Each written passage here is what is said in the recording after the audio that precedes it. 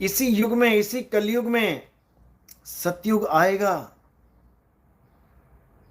इसी कलयुग में, और उसको कोई रोक नहीं सकता। रोक नहीं सकता। और कलयुग में वो वाला सतयुग नहीं आएगा जहां पर देवताओं का राजा इंद्र गौतम ऋषि की पत्नी के साथ दुष्कार्य करने के लिए आता है। वो वाला सतयुग नहीं चाहिए हमें। वो सतयुग नहीं आएगा इसमें। कोई इस गलतफहमी में मत रहना कि सतयुग आ जाएगा तो विष्णु जी भी आ जाएंगे और लक्ष्मी जी भी प्रकट हो जाएंगी। देवी देवता सड़कों पे मिलेंगे तुम्हें बस में बैठे हुए, कि कोई ऑडी में, कोई बीएमडब्ल्यू में देवी देवता जा रहा होगा। ऐसा सतयुग नहीं आएगा।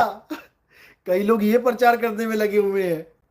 ब्रह्म कुमारी वाले कहते हैं बस 2000, मतलब वो 2500 सालों का युग बना के बैठे हैं। वो कह रहे हैं 2024 तो चल ही रहा है।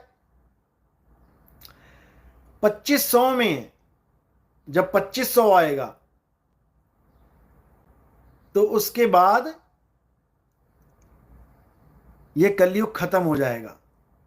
और 2500, 2500, 2500, 2500, यानी 10,000 साल में ये चतुर्युग पूरा कर देते हैं अपना, कि चारों युग खत्म हो जाएंगे 10,000 साल में।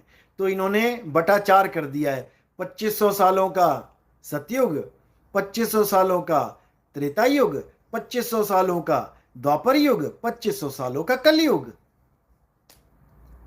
तो इन्होंने 2500 साल के हिसाब से बता दिया कि जैसी सन 2500 आएगा, 2500, वैसे ये दुनिया खत्म हो जाएगी और सतयुग चालू हो जाएगा। दोबारा से विष्णु जी, लक्ष्मी जी और सारे गौरी गणेश सब आ जाएंगे।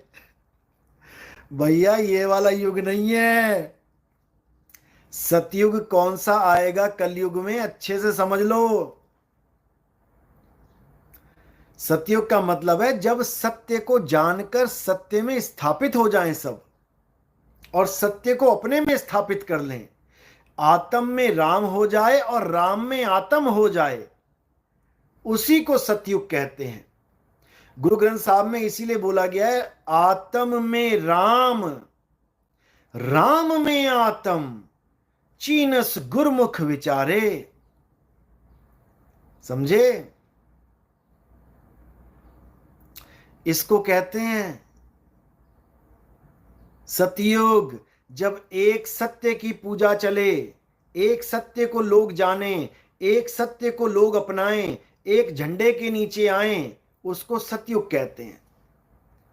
सतयुग से नीचे वैसे तो द्वापर आना चाहिए, क्योंकि एक के बाद दो आता है, लेकिन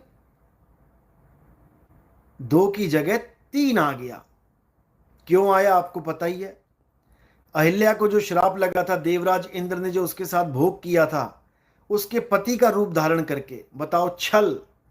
अगर सतयुग में भी छल होते हैं तो किस काम का वो सतयुग। सतयुग में भी श्राप लगते हैं लंबे लंबे, तो किस काम का वो सतयुग। समझ लो। अभी लोगों को कुछ नहीं पता, एबीसीडी नहीं पता।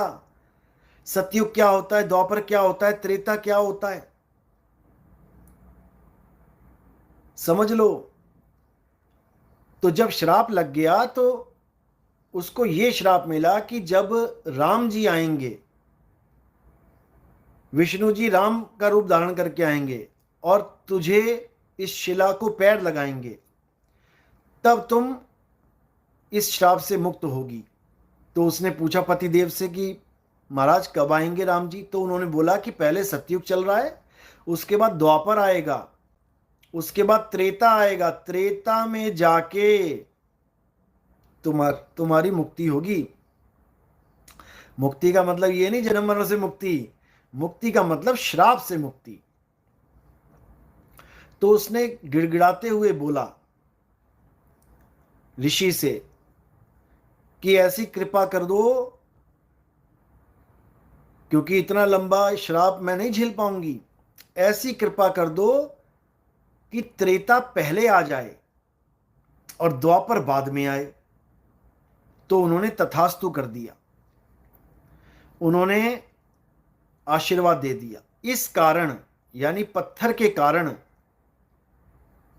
त्रेता पहले आ गया, द्वापर बाद में आया, और तुम्हारे जीवन में भी पत्थर के कारण त्रेता पहले आ जाता है, द्वापर बाद में आता है। कैसे? जब तुम सत्य से गिर जाते हो, तब द्वापर में आते हो, यानी दो में, एक को छोड़कर दो की भक्ति शुरू करते हो। दो कौन है? मन और माया। इसी को कहते हैं ब्रह्म और प्रकृति, पुरुष और प्रकृति। समझे? इन दोनों में आते हो, उसके बाद त्रेता में जाते हो। त्रेता में क्या है? त्रे यानी तीन, तीन गुणों की भक्ति में। कौन से तीन गुण? रजोगुण, सतोगुण, तमोगुण। जब ब्रह्म और माया को भी छोड़ के और नीचे की भक्ति में आ जाते हो, तीन गुणों की भक्ति में, तब त्रेता में आ जाते हो। और त्रेता से भी जब नीचे गिर जाते हो, आजकल देखो बच्चे क्या मंदिर में जा रहे हैं तीन गुणों की भक्ति करने, मोबाइलों पे रील बना रहे हैं, नाच रहे हैं, गा रहे हैं, लाइक्स देख रहे हैं, कमेंट्स पढ़ रहे हैं, पूरा दिन इसी में निकल जा रहा है। कौन से ब्रह्मा जी, कौन से विष्णु जी, कौन से शंकर जी, केवल कब याद आता है? जब घर वाले कहते हैं भाई आज दिवाली है, आज सारे पूजा करेंगे, पैसे आएंगे घर में, तो बैठ जाता है दिवाली में पूजा करने के लिए। या कोई कहे अरे बड़ा अच्छा मंदिर बना है, चल वहां जाके रील बनाएंगे, चला जाता है मंदिर में दर्शन करने के लिए, रील बनाने के लिए। भगवान को भी पूजा करते हुए रील बनाएगा वो, वैसे कभी ना भगवान के पास जाए। पत्थर को भी पूजेगा तो रील बनाएगा। तो ये कलयुग की निशानी है, यानी तीन गुणों से भी नीचे गिर जाना, ये कलयुग की निशानी है। पूजा भाव, भक्ति, वंदना सब खत्म। तो सबसे पहली भक्ति सतभक्ति, एक की भक्ति, उसके बाद मन माया यानी द्वापर की भक्ति, उसके बाद त्रिगुण की भक्ति, और उसके बाद कोई भक्ति नहीं, बर्बादी। तो इसी तीन गुणों के भक्ति में भूल पड़ा संसार, और कहें कबीर निज नाम बिन कैसे लागे पार। तो आपके जीवन में ब्रह्म और माया की साधना भी इतनी आसान नहीं है कि आप कहो कि मैं ब्रह्म ज्ञानी बन जाऊं। नहीं, सबसे पहले आपके जीवन में त्रिगुणी भक्ति आती है। पत्थरों की पूजा करते हैं सब। अरब देश में भी आज जो मस्जिदें बनी हुई हैं उनमें भी शिवलिंग विराजमान हैं, क्योंकि पहले इन्हीं की पूजा की जाती है। उसके बाद इनसे ऊपर उठ के निराकार की भक्ति में आया जाता है, यानी ब्रह्म और माया की भक्ति में। ब्रह्म भी निराकार और माया भी निराकार। निराकार निर्गुण है माया, तुमको राखे भरमाई हो, समझ लो। तो निराकार और ब्रह्म एक ही हैं, निराकार और माया एक ही हैं, और ये साकार में भी एक हो जाते हैं। शिव और शक्ति का आधा आधा रूप देखा है ना, आधा शिव और आधी शक्ति, आधा आदमी आधा औरत। ये साकार में भी एक होके बैठे हैं, निराकार में भी एक होके बैठे हैं। सरगुण निर्गुण द्वंद्व पसारा, और दोनों पड़ गए काल की धारा। अब इन दोनों से न्यारे होना है तो क्या करना पड़ेगा? दो ही युग हैं, या तो सतयुग है या फिर कलयुग है। कलयुग और सतयुग, इन दोनों में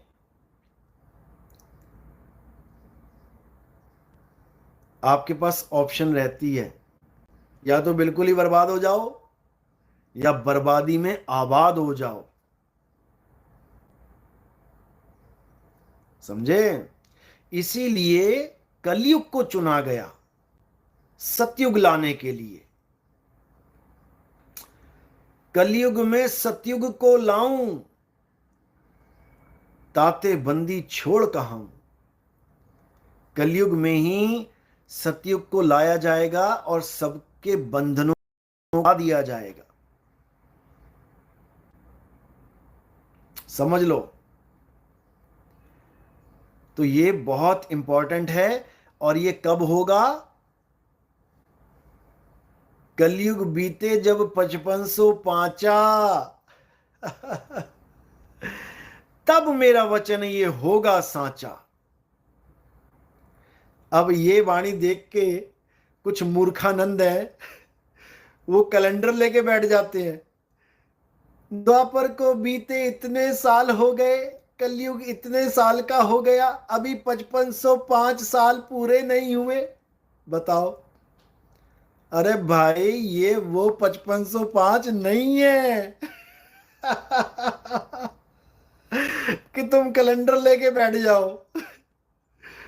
ये 5505 बहुत गुप्त भेद है, बहुत गुप्त भेद है। समझे? थोड़ी सी जानकारी दे देता हूं।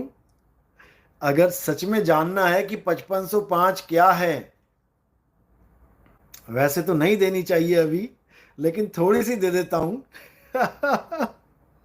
जो विवेकी होंगे समझ जाएंगे। आप अपने गूगल पे, मोबाइल पे टाइप करना लाइव के बाद, एंजल नंबर 5505 और फिर देखना कि तुम्हें क्या दिखाई देगा। ये जितने मूर्ख जो समय को 5505 मान बैठे हैं कि कलयुग बीतेगा 5505 तब मेरा वचन ये होगा साचा। अरे मूर्खों, संतों की वाणियों में गुप्त भेद होते हैं, और ये गुप्त भेद वही जानता है जिसके लिए ये वाणियां बोली जाती हैं। निकम्मो, निकम्मो, सुधर जाओ, सुधर जाओ। बाप बाप होता है, बेटा बेटा होता है, तुम बाप नहीं बन सकते। समझे? तुम बेटे ही रहोगे हमेशा।